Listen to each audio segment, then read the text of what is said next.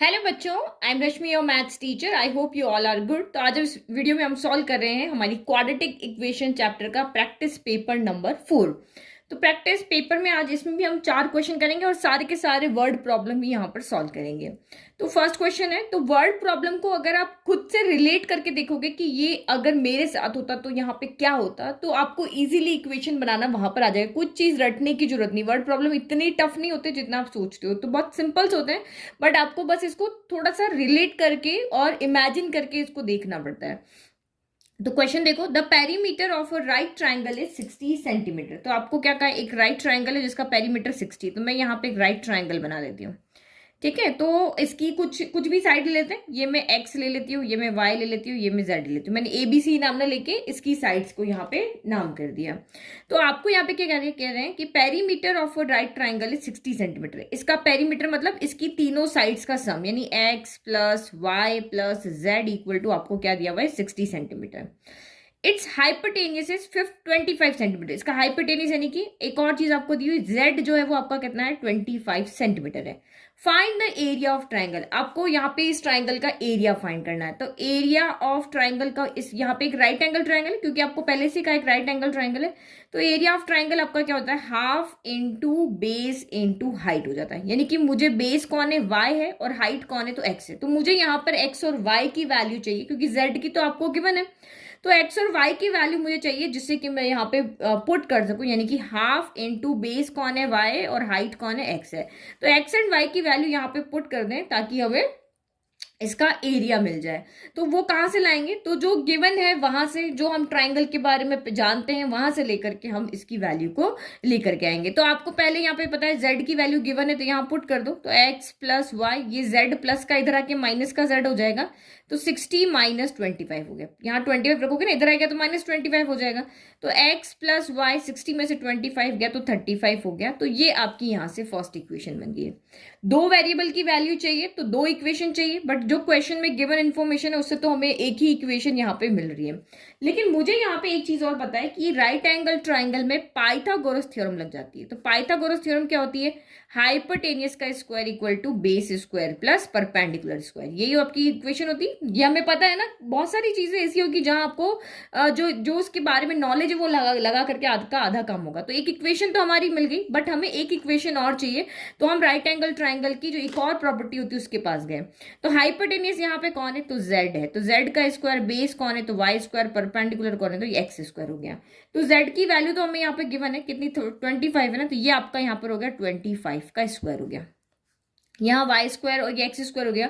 अब ये इक्वेशन तो एक्स वाई में है, ये एक्स स्क्वायर वाई स्क्वायर में है। तो एलिमिनेशन मेथड, सब्स्टिट्यूशन मेथड, ये तो यहाँ पे नहीं लगेंगे, इन दोनों को सॉल्व कर ले। तो एक तरीका यहाँ पे लग सकता है कि हम इसको इसमें चेंज कर दें, मतलब यहाँ से एक वेरिएबल की वैल्यू निकाल के यहाँ पे रख दें। तो मैं यहाँ से एक्स की वैल्यू रख देती हूँ, चाहे वाई की रखो चाहे एक्स की रखो, किसी की भी वैल्यू आप यहाँ से रख सकते हो। तो मैं एक्स की वैल्यू रख लेती हूँ। तो यहाँ से एक्स कितना हो जाएगा, 35 माइनस वाई हो गया। तो ये एक्स की वैल्यू उठा करके मैं यहाँ पे रख देती हूँ। तो ये मेरी पूरी इक्वेशन क्या हो जाएगी, वन वेरिएबल में चेंज हो जाएगी। तो वाई स्क्वायर तो वाई स्क्वायर ही रहा, एक्स की जगह मैंने 35 माइनस वाई का स्क्वायर दिया। अब ये मेरी वन वेरिएबल में हो गई। यहाँ से मेरी क्वाड्रेटिक इक्वेशन बन जाएगी, वाई की वैल्यू आ जाएगी, वाई की वैल्यू को उठा करके यहाँ रख देंगे तो हमारी एक्स की वैल्यू आ जाएगी। तो इस तरह से हम इसको सॉल्व कर लेंगे। तो 25 का स्क्वायर क्या होता है, तो 625 होता है। वाई स्क्वायर हो गया, प्लस a माइनस बी का होल स्क्वायर। तो 35 का स्क्वायर होता है आपका 1225 होता है। फिर प्लस वाई का स्क्वायर हो गया, और माइनस 2ab, तो 35 इंटू 2 70y हो गया। तो Y square plus Y square यहाँ पर क्या हो गया, 2y स्क्वायर हो गया। फिर माइनस का 70y यहाँ रख देते हैं। 1225 माइनस का, ये प्लस का 625 इधर आ गया, तो इधर क्या बच जाएगा, 0 बच जाएगा, और ये माइनस का 625 हो जाएगा। तो 1225 में से 625 गया, तो यहाँ पर क्या बच जाएगा आपका, 600 बच जाएगा। भाई ये इधर आके माइनस होगा तो ये बच जाएगा ना, एक दो स्टेप में यहाँ पे कम कर रही हूँ, सिंपल सॉल्व करो। इसको इधर लाएंगे, माइनस करेंगे तो ये बचेगा। अब यहाँ पे, और ये हमारी क्वाड्रेटिक इक्वेशन बन गई। तो अभी यहाँ पे 2 यहाँ पे है, 2 के टेबल में 2 आता है, 2 के टेबल 70 पे आता है, 2 के टेबल 600 पे आता है। तो हम इस तरह से कॉमन लेके उसको उधर भेज देते हैं। तो यहाँ से 2 कॉमन लिया, तो ये वाई स्क्वायर माइनस 35, 70 कितनी बार आता है, 35 ना, 35y प्लस 300 इक्वल टू 0। ये 2 डिवाइड में चला जाएगा और ये 0 बच जाएगा, और फाइनल जो हमारी इक्वेशन बचेगी वो बचेगी Y square minus 35y plus 300 equal to 0। क्योंकि 2 डिवाइड में चला जाएगा तो 0/2 आपका 0 हो गया। अब आपको मिडिल टर्म स्प्लिट करनी है, तो हमें यहाँ पे दो नंबर ऐसे चाहिए जिनका प्रोडक्ट करने पर, देखो यहाँ इस इक्वेशन में a कौन है, तो वाई स्क्वायर का कॉफिशिएंट है a होता है 1, b कौन है, तो y का कॉफिशिएंट, साइन यहाँ पे नहीं लेने हैं जब आप मिडिल टर्म को स्प्लिट कर रहे हो, साइन साथ में लोगे तो बहुत कंफ्यूजन हो जाएगी, तो ये 35 हो गया, और c कौन है आपका यहाँ पे 300 है। तो मुझे दो नंबर ऐसे चाहिए जिनका प्रोडक्ट a इंटू सी के इक्वल हो, तो 300 इंटू 1 क्या होगा आपका 300 हो गया। तो मुझे दो नंबर ऐसे चाहिए जिनका प्रोडक्ट तो 300 है, यहाँ साइन के प्लस, तो p प्लस q यानी वो दो नंबर को मल्टीप्लाई करने पर तो 300 है, और प्लस करने पर मेरा b यानी कि 35 है। तो कुछ नहीं करना, 300 के आप यहाँ पे फैक्टर बना लो। तो सबसे पहले 2 से डिवाइड करते हैं, तो ये आपका 150 आ गया, अगेन 2 से डिवाइड किया 75 आ गया, 3 से किया तो 3 2 जा 6 हो गया, 3 5 जा 15 हो गया, अब 5 से जाएगा, 5 से जाएगा, और ये आपका 1 हो गया। तो कुछ इस तरह के नंबर लेकर के आओ जिससे कि आपका प्लस करने पर 35 आ जाए। तो यहाँ पे देखो 35 चाहिए ना, तो ये देखो यहाँ 5 है और ये 4 है, तो 5 4 जा कितना हो गया 20 हो गया, 5 इंटू 4 क्या हो गया 20 हो गया, और 5 3 जा कितना हो गया यहाँ पर 5 3 जा 15 हो गया, तो 20 प्लस 15 क्या हो जाता है 35 हो जाता है, और इनको मल्टीप्लाई करो तो आपका फिर से 300 आएगा। तो मुझे नंबर मिल गए हैं, 25 इंटू 15 मेरा यहाँ पर 300 हो रहा है, और 20 माइनस 15 जो है वो मेरा 20 प्लस 15 जो है वो कितना रहा है मेरा 35 हो रहा है। तो ये दो नंबर मुझे यहाँ पे मिल गए। तो 35 की जगह पे रख लो वाई स्क्वायर माइनस 35 की जगह रखा 20 प्लस 15 वाई प्लस 300। कहीं पे आप अटक जाओ ना कि आपको मिडिल टर्म स्प्लिट करना नहीं आ रहा है, तो आप क्वाड्रेटिक फॉर्मूला भी लगा सकते हो, बी स्क्वायर माइनस 4ac वाला। तो ये हो गया Y square minus plus minus का 20y, फिर माइनस प्लस माइनस का 15y, फिर प्लस का 300 इक्वल टू 0 हो गया। फर्स्ट टू लास्ट टू में से कॉमन लो, इधर से y कॉमन आया तो y माइनस 20 हो गया, इधर जो भी साइन होता है वो बाहर आ जाता है, तो 15 कॉमन ले लिया, तो यहाँ y बच गया, और ये 15 की टेबल में 300 आएगा आपका 20 टाइम। तो ये क्योंकि हमने माइनस बार लिया ना, तो नेगेटिव पॉजिटिव हो गया, पॉजिटिव नेगेटिव हो गया, इक्वल टू 0। तो ये हो गया y माइनस 20 और ये हो गया y माइनस 15 इक्वल टू 0। तो यहाँ से हमें y की दो वैल्यू मिल रही है, जब y माइनस 20 इक्वल टू 0 है तो this implies y equal to आपका 20, एक वैल्यू हमें मिल गई, और जब आपका y माइनस 15 इक्वल टू 0 है तो this implies y equal to आपका 15 है। तो जब आपका y 20 होगा तो x कितना हो जाएगा 35 माइनस 20 15 हो जाएगा, और जब y आपका 15 होगा तो 35 माइनस 15 x कितना हो जाएगा आपका 20 हो जाएगा। तो यही दो वैल्यू मिलेगी, तो आप क्या लिखोगे when y इक्वल टू 20 तो x इक्वल टू 35 माइनस 20, यानी कि आपको यहां से कितना मिल गया 15 मिल गया। और दूसरा जब y इक्वल टू आपका 15 है तो x इक्वल टू 35 माइनस 15 यानी कि ये हो गया 20। तो ये वैल्यू मिल गई। तो नाउ अब हमें क्या कैलकुलेट करना है, एरिया ऑफ ट्राइंगल। तो एरिया ऑफ ट्राइंगल क्या है, half into X into Y. तो कोई एक वैल्यू ले लो, तो यहाँ पे हाफ इंटू, जब x मेरा 15 है तो y मेरा 20 है, जब x मेरा 20 तो y 15, तो किसी को भी कुछ भी ले लो, तो ये हो गया। तो 2 की टेबल में कैंसिल हो गया 10 टाइम, तो ये 150 सेंटीमीटर स्क्वायर हो गया। फाइनल आंसर लिखना है, hands the area of the triangle is 150 centimetre square. तो ये इस तरह से आपको यहाँ पे सॉल्व करना है। तो ये 4 मार्क का क्वेश्चन आया हुआ है 2016 के अंदर। नाउ नेक्स्ट क्वेश्चन नंबर 2 देखो, अ train covers a distance of 360 kilometre at a uniform speed. तो एक ट्रेन है, ये भी आप रियल लाइफ से इसको रिलेट करके देखो, बहुत इजी क्वेश्चन है, इक्वेशन में कहीं कोई दिक्कत नहीं होगी। तो एक ट्रेन है, वो इस डिस्टेंस 360 किलोमीटर डिस्टेंस को यूनिफॉर्म स्पीड से, मतलब वो हमेशा जिस स्पीड से चलती है 80 किलोमीटर से चलती है, 100 किलोमीटर से चलती है, वो अपनी एक यूनिफॉर्म स्पीड, मतलब एक जैसी स्पीड से जब वो चलती है, ना कभी बढ़ाती है ना कभी घटाती है, 80 से चल रही तो हमेशा 80 से ही चलेगी, तो ट्रेन के आगे तो कोई ट्रैफिक होता नहीं ना, तो वो एक यूनिफॉर्म स्पीड से चलती है। और कितना डिस्टेंस चलती है, 360 किलोमीटर डिस्टेंस को कवर करने में एक यूनिफॉर्म स्पीड से चलती है। Had the speed been 5 km per hour more, it would have taken 48 minutes less for the journey.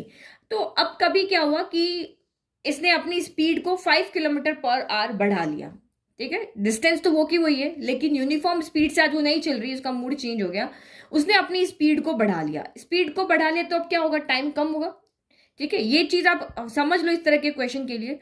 जब मुझे यहां से यहां जाने में 2 आवर लग रहे हैं, मैं 80 किलोमीटर पर आवर की स्पीड से चल रही हूँ, ठीक है। अब एक दिन क्या हुआ कि मुझे यहाँ ये डिस्टेंस वही 100 किलोमीटर ले लेते हैं, ठीक है।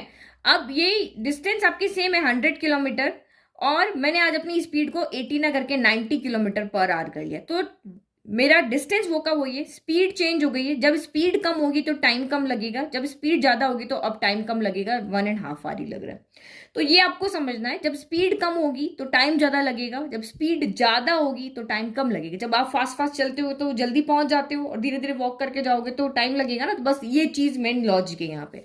तो इस कंडीशन में आपका यहाँ पर क्या होगा, टाइम ज्यादा लगेगा, इस कंडीशन में आपका टाइम क्या लगेगा, कम लगेगा। तो टाइम का डिफरेंस अगर आपको निकालना हो ना कि आधा घंटा का डिफरेंस है, तो हम यहाँ पे क्या करेंगे, ज्यादा टाइम जहां लग रहा है T1 माइनस T2 करेंगे। तो यहाँ पे T1 लगेगा, यहाँ T2 लगेगा। जो ज्यादा टाइम लगेगा, ज्यादा में से कम को सब्ट्रैक्ट करेंगे, तभी तो हमारा यहाँ पे डिफरेंस आएगा। हाफ आवर का आ रहा है ना, 30 मिनट का। तो ये चीज यहाँ पे आपको समझनी है। तो फिर अब ये क्वेश्चन समझ में आ गया कि एक यूनिफॉर्म स्पीड से अगर एक ट्रेन 360 किलोमीटर में जाती है तो उसका टाइम अलग होगा। और आज वो उसने अपनी स्पीड को 5 किलोमीटर पर आवर में बढ़ा लिया, तो उसका टाइम जो है वो जितना यहाँ पे टाइम लगता था उससे 48 मिनट कम लग रहा है। यहाँ पे 5 घंटे लगते थे, तो यहाँ 5 घंटे में से 48 मिनट कम लगेंगे, क्योंकि स्पीड अब उसने बढ़ा ली है। तो कह रहा है कि उसकी ओरिजिनल स्पीड क्या थी ट्रेन की, वो फाइंड करके बताओ कि जो हमेशा जो स्पीड से जाती है वो ट्रेन की वो स्पीड क्या है। ठीक है, तो यहाँ पे मैंने लिख दिया कि लेट द ओरिजिनल स्पीड जो है वो मैंने x यहाँ पे लेट कर ली है। अब दो कंडीशन है, नॉर्मल स्पीड में और एक स्पीड आपने जब बढ़ा ली है। तो जब नॉर्मल स्पीड थी तो डिस्टेंस तो वो की वही है, स्पीड आपकी x किलोमीटर आपने लिया है, यही हमें फाइंड करना है। तो टाइम इक्वल टू क्या होता है, डिस्टेंस अपॉन स्पीड। जब ये डिस्टेंस को कवर करना है, इस स्पीड से चल रहा है, तो टाइम कितना लगेगा, तो इसको हम T1 ले रहे हैं, तो ये लगेगा आपका 360 अपॉन एक्स आर लगेगा, इतना टाइम लगेगा। अब इस कंडीशन में डिस्टेंस तो वो की हुई है, स्पीड अब जितनी पहले थी उससे 5 किलोमीटर पर आवर बढ़ा लिए। तो अब यहाँ पे हम टाइम ले रहे हैं T2, तो यहाँ पे 360 बाय क्या लगेगा, x प्लस 5 लगेगा। अब कॉमन सेंस लगाना यहाँ पर कि जब आपकी स्पीड यहाँ पे कम है, इससे तो कम है ना भाई, ये x है, x प्लस 5 है, ये स्पीड कम है, तो यहाँ पे टाइम क्या लगेगा, ज्यादा। और यहाँ स्पीड पहले से बढ़ा दी, तो यहाँ टाइम क्या लगेगा, कम। तो हमेशा हम ज्यादा माइनस कम करते हैं। तो अकॉर्डिंग टू क्वेश्चन यहाँ पे क्या कह रहे हैं कि अब इसको 48 मिनट यहां से क्या लग रहे हैं, कम लग रहे हैं, क्योंकि इसने स्पीड यहाँ पे क्या कर दी है, बढ़ा ली है। तो इसका मतलब आपको T1 माइनस T2 क्या दिया हुआ है, 48 मिनट दिया हुआ, कि दोनों इस वाले टाइम में और इस वाले टाइम का जो डिफरेंस है वो 48 है। तो T1 माइनस T2 करना है, T2 माइनस T1 मत कर देना, गलत हो जाएगा। तो ये चीज यहाँ पे कॉमन सेंस से हमने लिखी है। तो ये यहाँ पे देखो, ये आर में, ये आर में, तो ये भी आपका क्या होना चाहिए, आर में होना चाहिए। तो मिनट को आर में कैसे चेंज करते हैं, डिवाइड बाय 60 करते हैं। तो 360 by x minus 360 upon x plus 5 equal to 48 divided by 60 हो गया। बस इसको सॉल्व करना है, क्वाड्रेटिक इक्वेशन आएगी, एक्स की वैल्यू आएगी। तो यहां से 360 कॉमन ले लो, इक्वेशन तो बहुत सिंपल ही बन गई, बस सॉल्व अब ढंग से करना। तो न्यूमरेटर से 360 कॉमन लिया, तो ये 1 बाय एक्स बच गया, ये 1 अपॉन एक्स प्लस 5 बच गया, इक्वल टू 48 बाय आपका 60 हो गया। 360 को इधर लेकर आ जाए, सारे नंबर एक तरफ ले लेते हैं। तो ये 1 by x minus 1 upon x plus 5 equal to 48 upon 60 into आपका 360 हो गया। ठीक है, तो इधर तो हम एलसीएम ले लेते हैं, तो x और x प्लस 5 दोनों का प्रोडक्ट हो जाएगा। तो ये यहाँ x है, x प्लस 5 नहीं, तो यहाँ x प्लस 5 यहाँ पे चला जाएगा, तो ये x प्लस 5 चला गया। और इधर कौन आ जाएगा, ये वाला x आ जाएगा, ये आ गया। और इधर सॉल्व कर लेते हैं, तो ये 12 के टेबल में आता है ना 4 टाइम, ये 12 के टेबल में 5 टाइम, तो ये 4 से कैंसिल करो तो 9 टाइम और 0, तो ये आपका यहाँ पर कितना हो गया, 1 अपॉन 9 5 45, तो 450 हो गया आपका यहाँ पे। ठीक है, अब यहाँ पे क्या हो गया आपका, ये x से x कैंसिल हो गया, तो 450 यहाँ चला जाएगा, 450 इंटू 5, तो ये 5 इंटू 450 हो गया। और ये इधर आ जाएगा, तो ये 1 इंटू, तो इसको मल्टीप्लाई करते हैं, x into x, x square हो गया, प्लस 5 इंटू एक्स, तो 5x हो गया। ये 1 से मल्टीप्लाई होकर यही रहेगा, तो ये 450 इंटू 5 आपका यहाँ पर कितना हो जाएगा, मल्टीप्लाई कर लो, 0 5 5 जा 25 का 5 कैरी 2 5 4 जा 20, तो 2250 equal to x square plus 5x हो गया। तो अब इसको इधर लेकर के आ जाओ, तो यहाँ 0 बच गया, तो ये हो गया x square plus 5x plus का इधर आके माइनस का 2250 हो गया। तो अब वही मिडिल टर्म स्प्लिट करनी है, तो अब हमें दो नंबर ऐसे चाहिए जिनका प्रोडक्ट करने पर a कौन है, 1 है, b कौन है, 5 है, c कौन है, -2250। लेकिन जब मिडिल टर्म स्प्लिट करते हैं तो हम सिर्फ पॉजिटिव वैल्यू लेते हैं।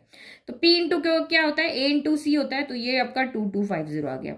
और p यहाँ माइनस का साइन है, तो p माइनस क्यू आपका कितना होना चाहिए, 5 आना चाहिए। तो करो, इसके प्रोडक्ट करना थे, तो मिडिल फैक्टर बना लो, 2 से गया 1 1 2 5 हो गया। अब तो ये आपका 2 से तो जाएगा नहीं, 3 से गया, 3 3 जा 9, और ये 3 7 जा 21, 3 5 जा 15। अगेन आपका 5 3 से जाएगा, 3 1 जा 3, 3 2 जा 6, और 3 5 ज़ा 15 हो गया। अब नहीं जाएगा, अब सीधा 5 से जाएगा, तो 5 25 5 5 ये 1 हो गया। अब बनाओ यहाँ पर आप इसके फैक्टर, ऐसे बनाना, ऐसे दो नंबर लेकर आना कि माइनस करने पर आपका 5 आ जाए।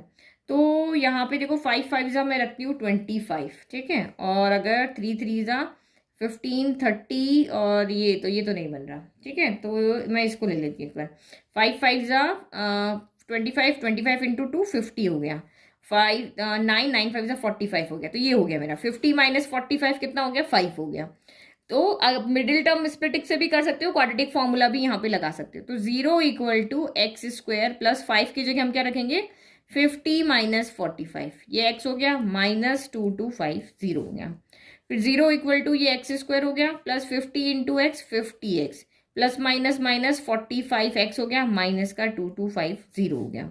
फिर 0 इन दो में से कॉमन है, तो यहाँ से तो सिर्फ x कॉमन आ रहा है, तो यहाँ से x प्लस 50 बच गया। यहाँ जो भी साइन होता है वो बाहर आता है, तो ये आ गया 45 इंटू 50 होगा, तो यहाँ 50 बच गया, x प्लस 50 बच गया। दोनों ब्रैकेट आपके सेम है, तो इसको बाहर ले लो, x प्लस 50 और इनको एक साथ लिख दो, x माइनस 45। तो जब इसको हम सॉल्व करेंगे तो एक बार जब x प्लस 50 इक्वल टू 0 है, यहाँ लिखो when x plus 50 equal to 0, x equal to minus 50 हो गया। लेकिन स्पीड जो होती है वो कभी भी नेगेटिव नहीं होती है, तो ये आपका यहाँ पर क्या हो गया, नॉट पॉसिबल हो गया। स्पीड थोड़ी ना नेगेटिव होती है, नेगेटिव स्पीड में हम चलते हैं क्या। फिर x माइनस 45 इक्वल टू 0, तो this implies x equal to 45 हो गया। तो ये आपका आंसर हो गया, यानी कि जो उस ट्रेन की जो यूनिफॉर्म स्पीड थी, जो हमने ओरिजिनल स्पीड लिया था, वो कितनी है, 45 किलोमीटर पर आवर। तो ये आपका यहाँ पर हम लिख देंगे फाइनल आंसर की let the speed the original speed of the train is 45 kilometre per hour. The original, final answer जरूर लिखना है, एग्जाम के अंदर 4 मार्क का क्वेश्चन है।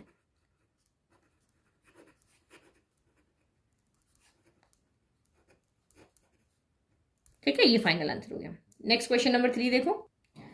तो क्वेश्चन नंबर 3 ये 2020 की सैंपल क्वेश्चन पेपर में था। अब ये क्वेश्चन मैंने क्यों लिया ये मैं आपको सॉल्व करके बताती हूँ, फिर आपको आइडिया लगेगा। तो ये हमारी इक्वेशन क्या है, 1/x minus 1/x minus 2 equal to 3 है। तो ये जो आगे वैल्यू देती है ना, x 0 के इक्वल नहीं है और x 2 के इक्वल नहीं है, क्योंकि अगर x 0 के इक्वल होगा तो ये टर्म पूरी क्या हो जाएगी, नॉट पॉसिबल हो जाएगी। और यहाँ पे अगर 2 रख दोगे तो 1 डिवाइड बाई 0 क्या हो जाएगा, नॉट पॉसिबल हो जाएगा। इसलिए कह रहा है कि ये वैल्यू नहीं है, एक्स और कोई भी वैल्यू भी हो सकती है। तो सबसे पहले एलसीएम ले लो, तो ये x हो गया, x माइनस 2, दोनों के डिनोमिनेटर का प्रोडक्ट आपका एलसीएम हो गया। तो यहाँ x तो है, x माइनस 2 नहीं तो x माइनस 2 चला गया, माइनस यहाँ पे ये है x नहीं तो ये यहाँ पर कौन चला गया, आपका x चला गया, इक्वल टू आपका यहाँ पर क्या हो गया, 3 हो गया। तो x से तो x कैंसिल हो गया, ये डिवाइड बाई 1 हो गया। तो क्रॉस मल्टीप्लाई करो, माइनस 2 इंटू 1 माइनस 2 हो गया, 3x हो गया, 3x को अंदर ले आओ, 3x इंटू एक्स तो 3x स्क्वायर हो गया, 3x इंटू माइनस 2 तो माइनस का 6x हो गया। ठीक है, ये एक स्टेप मैंने कम कर दिया, 3x कर दिया और अंदर मल्टीप्लाई कर दिया। अब इस माइनस 2 को भी इधर लेके जाओ तो यहाँ 0 बच जाएगा, तो ये आपका 3x स्क्वायर हो गया, माइनस का 6x हो गया, माइनस का 2 इधर आके प्लस का 2 हो गया। अब यहाँ पे देखो ये इक्वेशन जो हमारी यहाँ पे बनी है ना, इसमें आपकी मिडिल टर्म स्प्लिट नहीं हो रही है, क्योंकि a कौन है आपका यहाँ पर 3 है, b कौन है यहाँ पर 6 है और c कौन है यहाँ पर 2 है। मैं मिडिल टर्म स्प्लिट करते तो साइन नहीं लेती हूँ। तो हमें दो नंबर ऐसे चाहिए जिनका प्रोडक्ट करने पर तो 3 इंटू 2 यानी 6 आए, और यहाँ साइन किया प्लस का कि p प्लस q जो है वो आपका यहाँ पर b यानी कि 6 है।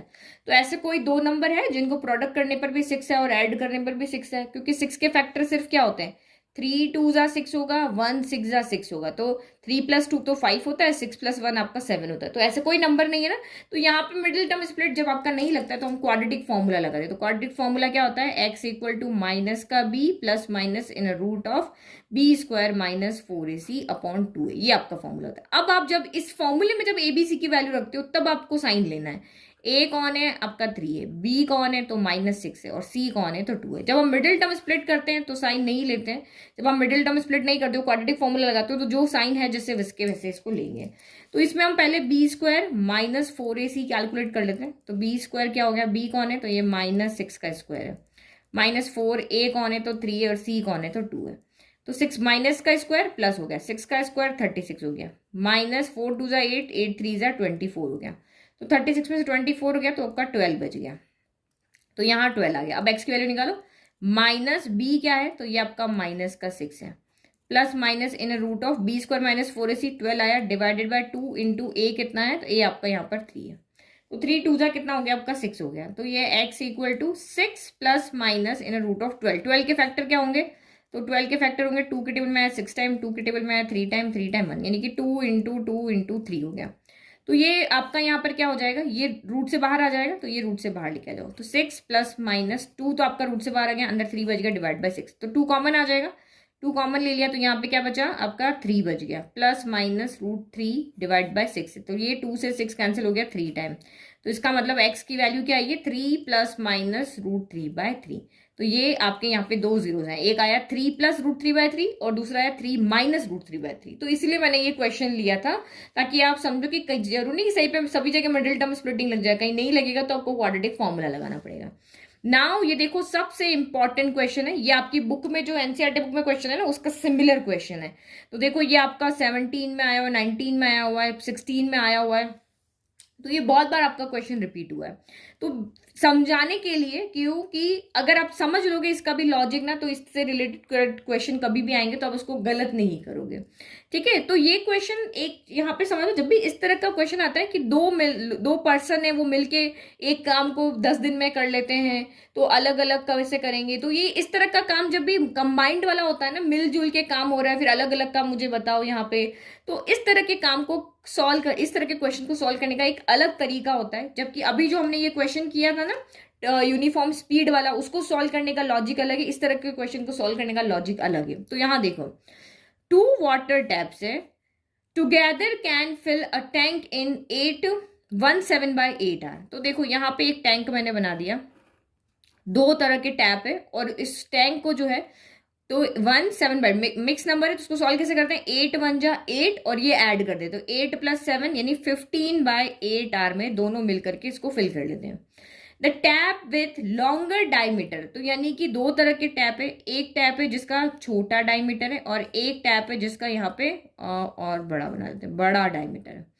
तो the tap with longer diameter, जिसका डायमीटर बड़ा है, takes 2 are less than the tap with smaller one to fill the tank separately। तो ये तो ऑब्वियस है कि जिसका पाइप का मुंह छोटा होगा तो उसमें से पानी कम आएगा, पानी कम आएगा तो इसको भरने में ज्यादा टाइम लगेगा, और जिसके पाइप का मुंह बड़ा है उसमें से ज्यादा पानी आएगा तो वो जल्दी भर लेगा। तो ये आपका कह रहा है कि अगर ये अकेला अकेला पाइप इस टैंक को फिल करता और ये अकेला पाइप इस टैंक को फिल करता तो इसको कितना टाइम लग रहा है और इसको जितना टाइम लग रहा है, तो ये वाला जो पाइप है ना ये इससे 2 घंटे ज्यादा लेता। किससे, छोटा वाला ज्यादा लेगा ना भाई, क्योंकि इसका मुंह छोटा है, पानी कम आएगा।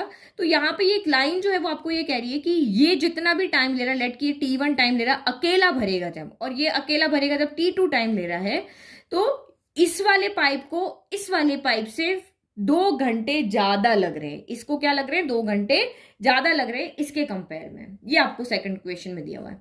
Find the time in with each tap can fill the tank separately. तो आपको बताना है यहाँ पे कि इसका भी टाइम बताओ और इसका भी टाइम बताओ कि ये सेपरेटली जो है कितना टाइम लगा रहे हैं इस टैंक को फिल करने में, ये हमें यहाँ पे फाइंड करना है। तो वही आपको इक्वेशन बनानी है यहाँ पर भी।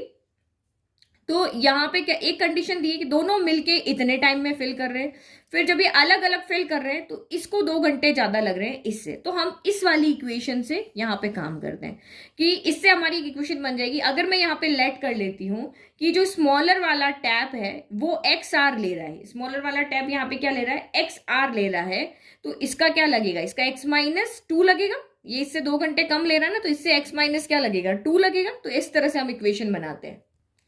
तो let the time taken by smaller tap to fill the tank completely XR, यानी हमने कहा कि दोनों मिलके जब यहाँ पे फिल कर रहे हैं तो इतना टाइम यहाँ पे ले रहे हैं, लगभग 2 घंटे ले रहे हैं, ठीक है। ये लगभग 2 घंटे आप इसको सॉल्व करके देखोगे तो अब ये अकेला जब फिल कर रहा है ये वाला, तो कितना टाइम ले रहा है, XR ले रहा है, मान लो 5 घंटे ले रहा है। तो ये क्वेश्चन को हम इस तरह से करते हैं कि अगर ये 5 घंटे ले रहा है पूरा टैंक फिल करने में, तो 1 घंटे में कितना फिल करेगा। देखो ये क्वेश्चन हम इस तरह से करते हैं कि ये आपको दोनों मिलके आपको दिया हुआ है कि इतना टाइम ले रहा है, तो हम कहेंगे कि 1 घंटे में ये इतना काम करेगा, 1 घंटे में ये इतना काम करेगा। तो 1 घंटे का इसका काम निकाल लिया, 1 घंटे का इसका काम निकाल लिया, तो 1 घंटे में इतना काम करता है, तो इतने टाइम में ये कितना पोर्शन फिल करेगा। बिल्कुल आप ऐसे करते हो ना, जैसे कि एक पेंसिल का रेट है 2 रुपए, तो 10 पेंसिल का रेट कितना होगा? अगर एक पेंसिल का रेट हमें पता चल गया तो 10 पेंसिल का तो हम निकाल ही लेंगे, 10 इंटू 2 करके, यानी 20 रुपए लगेंगे।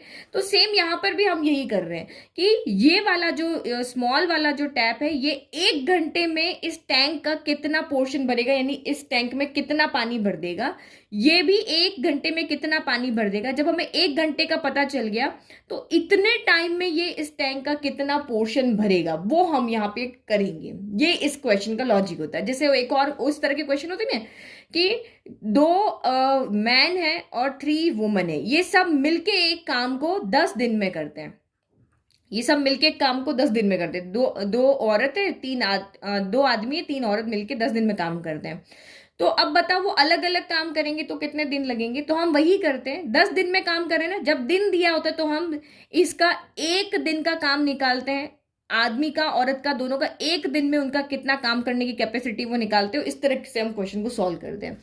तो यहाँ पे डेज की बात होती है, यहाँ पे आवर्स की बात है, तो हम यहाँ पे 1 आवर का इसका काम, 1 आवर का इसका काम, नहीं 1 आवर में टैंक को कितना भरेगा, इतना भरेगा। ये 1 आवर में टैंक को कितना भरेगा, इतना भरेगा। तो 1 आवर में इतना भर लिया, तो इतने टाइम में ये इस टैंक का कितना पोर्शन भरेगा, क्योंकि इन्होंने क्या कहा कि इतने टाइम में टैंक पूरा भर जाता है। तो इसका भी इसका ये भी भरेगा, ये भी भरेगा। तो ये टैंक का मान लो छोटा वाला जो है वो इतना ही पोर्शन भर रहा है, और ये जो बड़ा वाला है ये मान लो यहां से लेकर के यहां तक पोर्शन भर रहा है, तभी तो हमारा टैंक फुल होगा और टोटल टाइम इतना लगेगा। तो हम यहाँ पे यही कह रहे हैं कि 1 आवर में, यानी कि इतने टाइम में से ये कितना पोर्शन भरेगा और इतने टाइम में से ये कितना पोर्शन भरेगा, तो वो हम तभी निकाल पाएंगे जब दोनों का हमें पता हो कि 1 आवर का इसका काम कितना है और 1 आवर का इसका काम कितना है। तो वही होता है ना भाई, आपको 20 पेंसिल लेकर के आनी है, कितने पैसे चाहिए, तो एक पेंसिल का रेट पता होगा तभी तो आप कर पाओगे। तो सेम ये क्वेश्चन ऐसा ही है। तो मैंने लिख दिया let the time taken by smaller tap to fill the tank completely x hours. अगर ये पूरा टैंक भरने में एक्स आर लेता है तो इस 1 घंटे में ये कितना टैंक भरेगा? ठीक है, तो 1/x भरेगा यहाँ पे, ये इस तरह से। जैसे 10 पेंसिल का रेट जो है वो 20 रुपए है, तो एक पेंसिल का कितना होगा? 20/10 होगा, 2 रुपए। ये इसी तरह से करते हैं भाई, ज्यादा का दे रखा होता है और एक का निकालना होता है तो डिवाइड करते हैं। तो ये हमें पूरा टैंक, अगर 1000 लीटर का टैंक भरने में एक्स आर लगा रहा है, तो फिर उसी तरह से भरा कि एक पोर्शन भरने में कितना लगेगा, यानी 5 घंटे में पूरा भर रहा है तो 1 घंटे में कितना भरेगा? 1/5 भरेगा। ऐसे करेंगे, 5 घंटे में टैंक आपका पूरा भर रहा है तो 1 घंटे में कितना भरेगा? तो 1/5 उसका पोर्शन भरेगा, यही है। तो ये 1/x हो गया। फिर आपका दूसरी वाली इक्वेशन के अगर हम अब यहाँ पे जिसका डायमीटर लार्जर है ना उसकी बात करते हैं, तो उसके लिए मैं लिख सकती हूँ, लाइन आप इस तरह से लिख देना। ये 4 मार्क का क्वेश्चन है, ठीक से अटेंड करना है। तो इसको अगर एक्स आर लगते हैं तो इस क्वेश्चन के अकॉर्डिंग ये जो लार्जर वाला टैप है ये इससे 2 घंटे कम ले रहा है, तो लार्जर वाले को कितने लगेंगे? x-2 लगेंगे। ये अगर 5 घंटे ले रहा है तो ये 3 घंटे लेगा, ये 10 ले रहा है तो ये आपका 8 घंटे ही लेगा। तो फिर ये volume of tank filled bye larger tap, ये कितना वॉल्यूम यहाँ पर फिल करेगा? तो ये 1/x-2 करेगा, यानी 1 घंटे में ये 1/x पोर्शन फिल करेगा और ये 1 घंटे में 1/x-2 उसका इतने वॉल्यूम पानी उसमें भर देगा। तो टोटल टाइम आपका ये वाला है। तो 1 घंटे में ये इतना काम कर रहा है, तो इस पूरे टाइम में ये कितना काम करेगा? तो वही मल्टीप्लाई हो गया। जब एक का हमें पता है तो ज्यादा का निकालना, तो मल्टीप्लाई करेंगे, पहले डिवाइड करेंगे फिर मल्टीप्लाई करेंगे। ठीक है, तो tank filled by smaller tap in 15/8 hour में कितना भरेगा? तो 1 घंटे में इतना भर रहा है, तो 15/8 में कितना भरेगा? तो मल्टीप्लाई कर दिया। सेम यहाँ पे अगर 1 घंटे में ये इतना फिल कर रहा है तो इतना टाइम में कितना फिल करेगा? तो इतना फिल करेगा। तो अकॉर्डिंग टू क्वेश्चन दोनों मिलके टोटल इतना टाइम लगा रहे हैं, तो ये वाला टाइम और ये वाला टाइम मिला करके आपका यहाँ पर क्या हो जाएगा? =1। देखो ये इतना टाइम लगा रहे हैं, उसमें इतना पोर्शन फिल कर रहे हैं और इस टाइम में इतना पोर्शन फिल कर रहे हैं, लेकिन दोनों मिलके इसको कंप्लीट फिल कर रहे हैं ना। तो ये इक्वेशन आपकी इस तरह से हो जाएगी, 15/8x प्लस 15/8x-2 = 1। इसने 1/4 भरा, इसने 3/4 भरा, बट दोनों ने मिलके कंप्लीट फिल कर दिया। या इसने आपका यहाँ पे हाफ तो भरेगा नहीं, ये कम भरेगा। तो ये हम यहाँ पे इक्वेशन इसी तरह से बना रहे कि लेट इसने यहाँ पे 1/4 फिल किया, इसने यहाँ पे 3/4 फिल किया, जो भी आपका कंप्लीट टाइम था उसमें इसने इतना भर दिया, इसने इतना पोर्शन भरा, टोटल मिला के आपका 1 पोर्शन भर गया।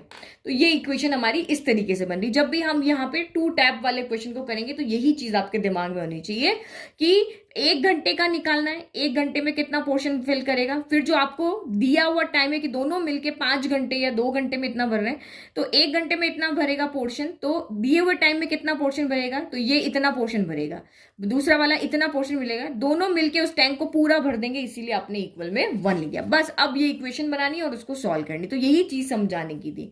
तो पहले 15/8 को आप यहां से कॉमन ले लो, इधर भी है इधर भी, ये पूरा 15/8 यहां भी है, तो 1/x प्लस 1/x-2 बच गया इक्वल टू 1। इसको हम उधर ले जाते हैं, इधर एलसीएम ले लेते हैं, तो यहाँ x और ये क्या हो गया, x-2 हो गया, तो x-2 यहाँ चला जाएगा, प्लस x यहाँ आ जाएगा, और ये 8 बाय क्या हो जाएगा, 15 हो जाएगा। तो ये आपका यहाँ क्या 2x-2 हो गया, divide by x² - 2x equal to 8/15 हो गया। क्रॉस मल्टीप्लाई कर दो, तो ये आपका 30x - 30 हो गया, और ये आपका 8x² माइनस का 16x हो गया। ठीक है, 8 2 16 हो गया ना, तो ये हो गया। अब यहाँ पे देखो ये 2 कॉमन आ रहा है, तो पहले ही ले लेती हूँ, ये जितना इक्वेशन को इजी कर लो उतना कर लो। तो ये आपका पूरा का पूरा 30 कॉमन आ रहा है, लेकिन नहीं 4 के टेबल 30 आएगा नहीं, तो यहाँ पे यही रहेगा। इक्वल टू यहाँ से 2 कॉमन ले लो, जो कट रहा है मैंने वो कॉमन लिया ओनली, तो 4x² माइनस 8x हो गया, तो ये 2 से आपका 2 कैंसिल हो गया। अब आपकी इक्वेशन बन गई, तो यहाँ से इन दोनों को इधर भेज देते हैं, तो यहाँ 0 बच गया, ये 4x² माइनस 8x प्लस का 15x इधर 15x इधर गया, माइनस का 15x हो गया, और ये प्लस का 15 हो गया। तो 0 इक्वल टू 4x², इन दोनों को ऐड करेंगे तो ये 23x हो जाएगा, और ये प्लस का क्या हो गया, 15 हो गया। तो ये आपकी इक्वेशन हो गई। एक सेकंड, कुछ गड़बड़ तो नहीं की? नहीं, बिल्कुल ठीक है। तो ये हमारी फाइनल इक्वेशन होगी। अब बस आपको इस इक्वेशन को यहाँ पे सॉल्व करना है। तो हमें क्या करने हैं, 2 नंबर ऐसे चाहिए जिनका प्रोडक्ट 15 × 4 यानी 60 के इक्वल हो, और जिनका यहाँ प्लस का साइन है तो P + Q जो हो वो आपका 23 हो। तो मुझे सिंपली यहाँ पे दिख रहा है कि 23 कितना होता है, 23 60 होता है, और 20 + 3 जो होता है वो आपका 23 होता है। तो बस 23 की जगह 20 + 3 रख दो, तो ये हो गया आपका 4x² माइनस 20 + 3x प्लस आपका 15 हो गया। ठीक है, तो ये 0 इक्वल टू क्या हो गया, 4x² minus plus minus 20x हो गया, माइनस प्लस माइनस 3x हो गया, और ये प्लस का 15 हो गया। तो इन दो में से आप कॉमन निकालोगे तो क्या निकलेगा, यहाँ से 4 पूरा आ जाएगा और x आ जाएगा, तो ये यहाँ से 4x कॉमन आ गया, तो बचा क्या आपका x बचा और माइनस का 5 बचा। फिर माइनस का यहाँ से 3 कॉमन आ रहा है, तो माइनस का 3 कॉमन लिया, तो यहाँ से भी x - 5 बच गया, तो x - 5 एक बार लिख दिया, 0 इक्वल टू, और ये 4x - 3 एक बार लिख दिया।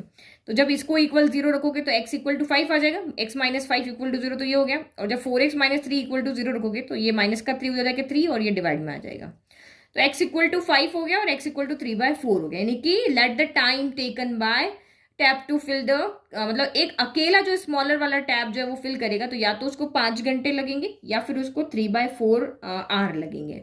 तो कौन सा सही है, तो हम यहाँ पे क्या करते हैं, जब x 5 है आपका, तो इसकी दूसरे की वैल्यू क्या निकल जाएगी, दूसरी हमारी क्या थी, x - 2 थी ना, जब ये वाली, तो जब आपका वैन x 5 है तो लार्जर वाला टैप क्या यहाँ पर क्या हो जाएगा, x - 2 यानी कि 5 - 2 यानी कि आपका 3 है। जब इसको 5 आवर लग रहे हैं छोटे वाले को, तो बड़े वाले को 3 लग रहे हैं।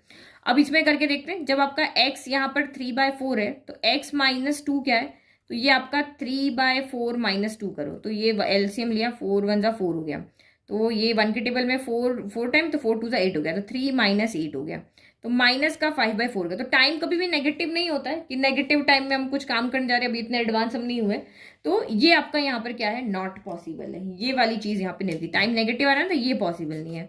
तो इसका मतलब ये वाला ठीक है कि छोटे वाला जो है उसको 5 घंटे लगेंगे अगर वो अकेला भरेगा तो, और बड़े वाले को 3 घंटे लगेंगे अगर वो अकेला भरेगा तो।